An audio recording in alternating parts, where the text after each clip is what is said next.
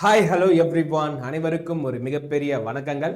Welcome to அடா 24/7 தமிழ். நான் தான் அருணன் பேசிட்டு இருக்கேன். ஸோ ஃபர்ஸ்ட் ஆஃப் ஆல் என்னோட ஆடியோ மற்றும் வீடியோ உங்க எல்லாருக்குமே கிளியரா இருக்கும் அப்படின்னு நான் நினைக்கிறேன். ஸோ இப்போதான் நீங்கள் நம்மளோட வீடியோ முதல்ல பார்க்குறீங்க அப்படின்னா மறக்காம சப்ஸ்கிரைப் பண்ணிட்டு பாருங்க. அப்போதான் நம்ம போடக்கூடிய வீடியோக்கள் ப்ளஸ் நோட்டிஃபிகேஷன் எல்லாமே பார்த்தா உங்க மேலே மொபைல வந்து நிற்கும். சரிங்களா? Yes, okay. இன்னைக்கு ரொம்ப ரொம்ப முக்கியமான ஒரு தலைப்பு வந்து நம்ம வந்து பார்க்க போறோம். ஸோ என்ன அப்படின்னு பார்த்தா, எஸ், இந்த வரக்கூடிய 30 டேஸ்ல, அதாவது 30 நாட்களில் இந்த டாபிக்ஸ் எல்லாம் படிச்சாலே போதுமானது. ஓகே, கண்டிப்பா இந்த குரூப் 4ல ஒரு நல்ல அட்டெம்ப்ட் அப்படின்றது பார்த்தா நம்மளால கன்ஃபார்ம் கொடுக்க முடியும். அதுவும் குறிப்பா என்ன டாபிக் அப்படின்னு சொல்லிட்டு பார்த்தா history and INM. Okay, so நம்மளோட யூனிட் 3 அப்படின்னு சொல்லப்படுகின்ற ஹிஸ்டரி பிளஸ் ஐஎன்எம்ல முக்கியமா இருக்கக்கூடிய டாபிக்ஸ்லாம் என்னது, அதே மாதிரி இதற்கான வேர் டு ஸ்டடி, நம்மளோட பள்ளிப்பாட புத்தகத்துல என்னென்ன மாதிரியான ஓகே புக்ஸ் எல்லாம் நீங்க வந்து படிக்கணும் அப்படின்றதுக்கான ஒரு முழு நீள வீடியோ தான் இது. சரிங்களா? ஸோ கண்டிப்பா இந்த வீடியோ ரொம்ப ரொம்ப யூஸ்ஃபுல்லா இருக்கும். ஸோ மறக்காம ஓகே இந்த வீடியோ ஃபுல்லாவே நீங்க வந்து பாருங்க. சரிங்களா?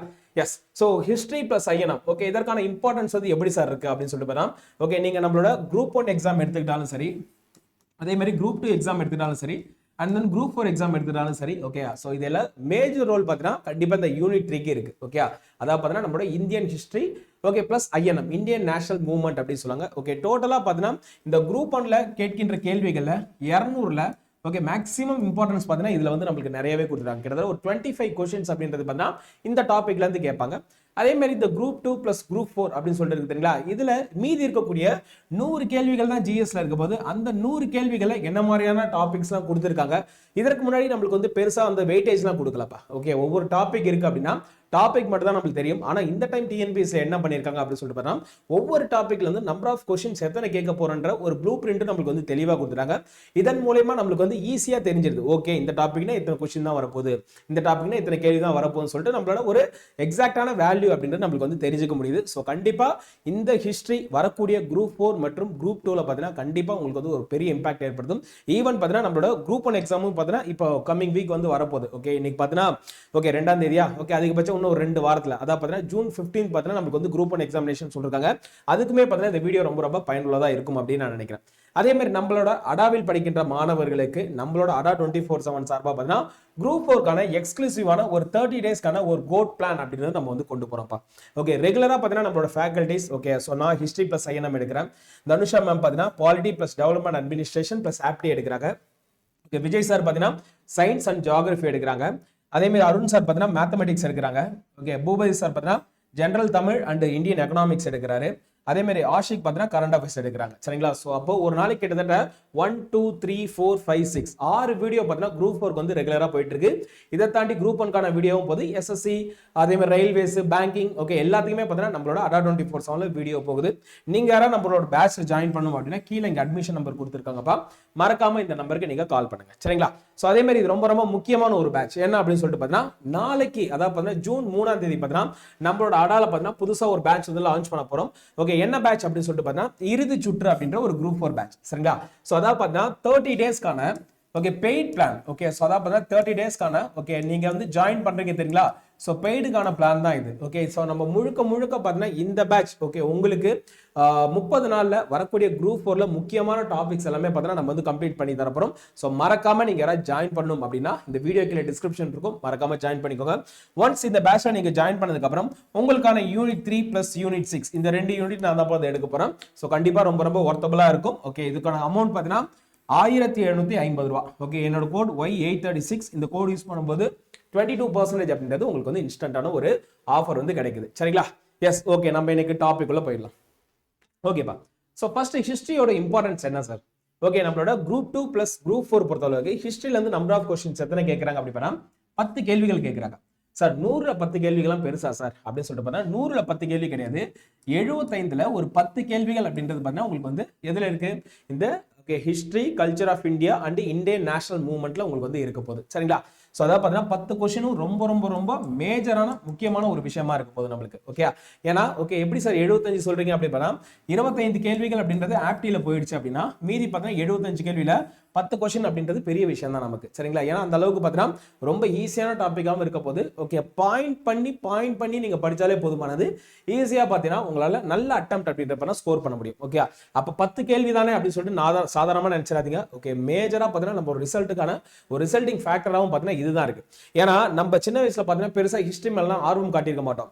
ஆனா ஒரு காம்படிட்டிவ் எக்ஸாம் போகும்பொழுது அதே கொஸ்டின் நம்ம படிக்கிறப்ப இது எங்கோ படிச்ச மாதிரி இருக்குல்ல, அப்ப நல்லா படிச்சிருந்துருக்கலாம்ல, படிச்சிருந்தா ஈஸியா போட்டுருக்கலாம் அப்படின்னு சொல்லிட்டு ஈவன் பாத்தீங்கன்னா நிறைய வார்ஸ் எல்லாம் பாத்தீங்கன்னா நம்மளோட ஹிஸ்டரியில இருக்கு. அதே மாதிரி ஐஎன்எம்ல பாத்தீங்கன்னா நிறைய மீட்டிங்ஸ் எல்லாம் நடத்திருப்பாங்க. அது எல்லாமே நம்ம எப்பயோ ஒரு டைம் படிச்சிருப்போம். ஆனா போட இல்லாம படிச்சுட்டு அப்படின்னு சொல்லிட்டு விட்டுருப்போம்.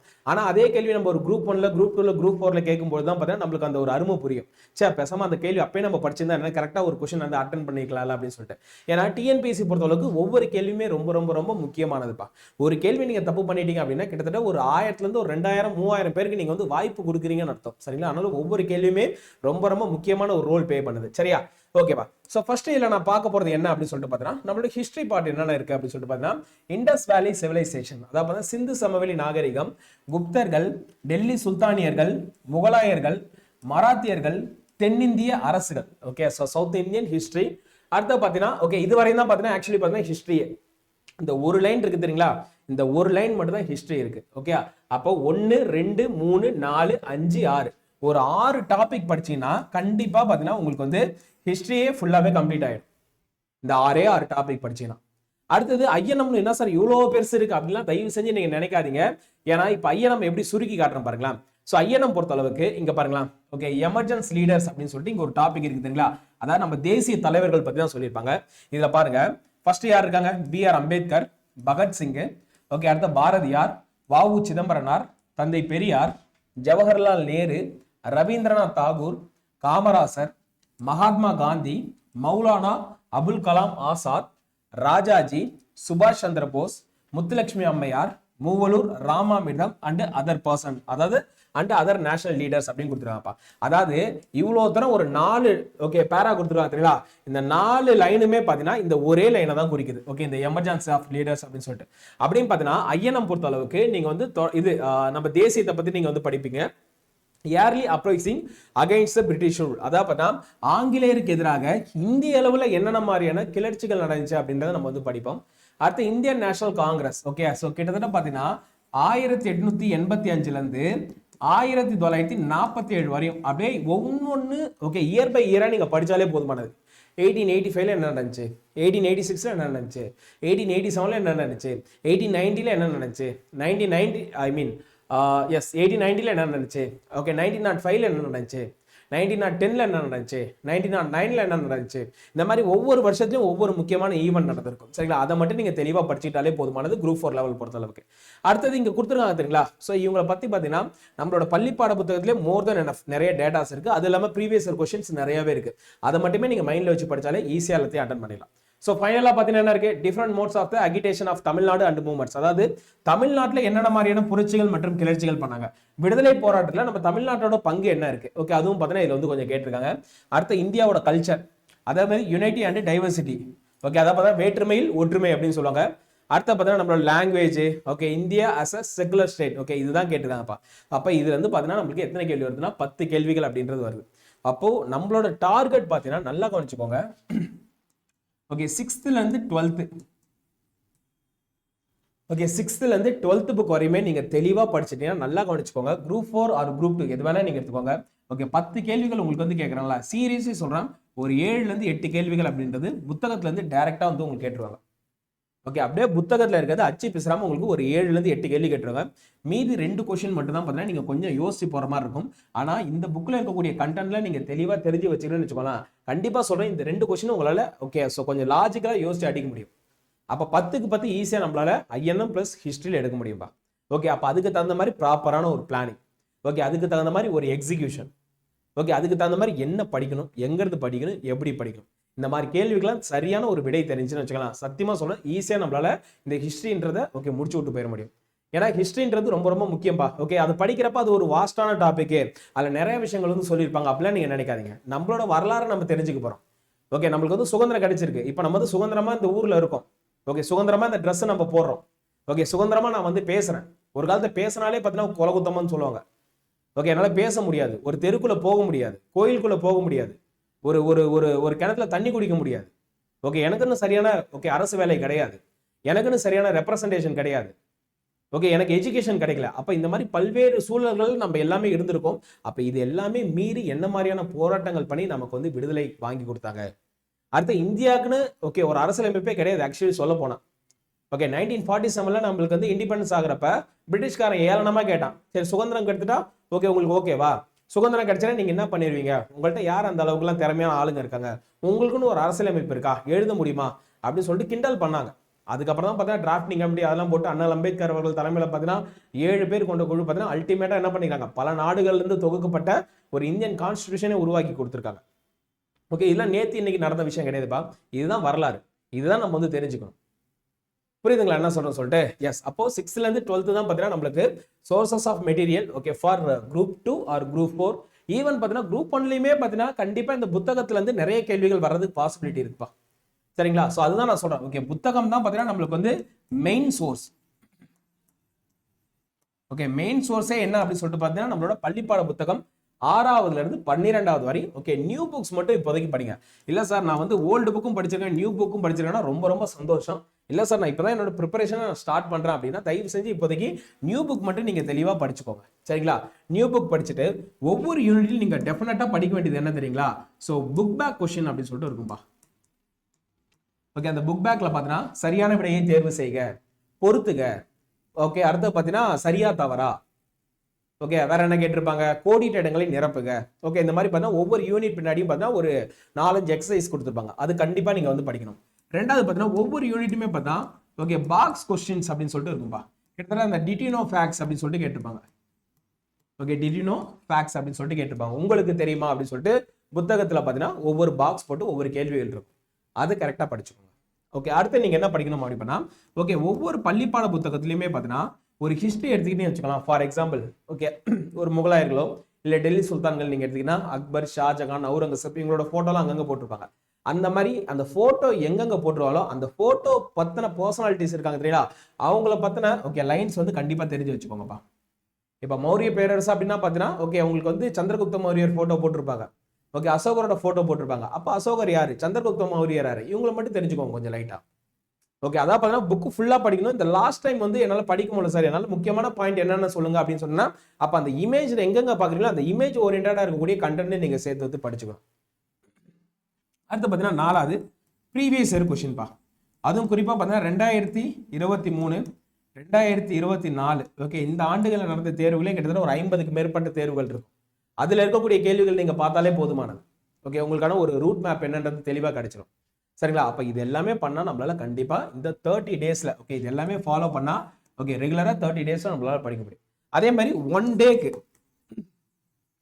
டேக்கு ஹிஸ்டரிக்குன்னு நீங்க எவ்வளவு நேரம் ஒதுக்கணும் அப்படின்னு சொல்லிட்டு பார்த்தா ஒரு 1.5 ஹார்ஸ்ல இருந்து ஒரு 2 ஹார்ஸ் அப்படின்றது பார்த்தீங்கன்னா கண்டிப்பா நீங்க ஹிஸ்டரிக்குன்னு ஒதுக்கி வச்சிருங்கப்பா.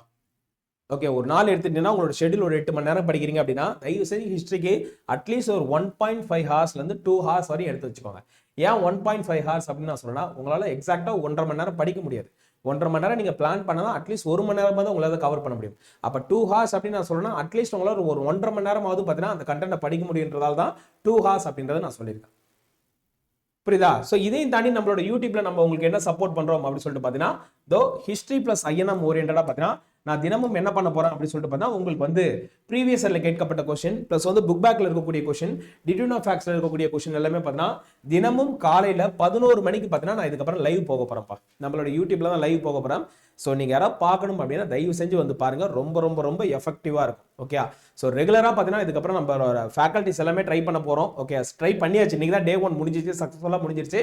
ஸோ நாளைக்கு டே 2 நம்ம வந்து ஹிஸ்டரி பிளஸ் ஐஎன்எம் ஓரியன்டா பார்த்தீங்கன்னா ஒரு 50 கேள்விகள் அப்படின்றது கேட்க போறோம். ஸோ மறக்காம நாளைக்கு வந்து நீங்க வந்து அட்டன் பண்ணணும். சரிங்களா?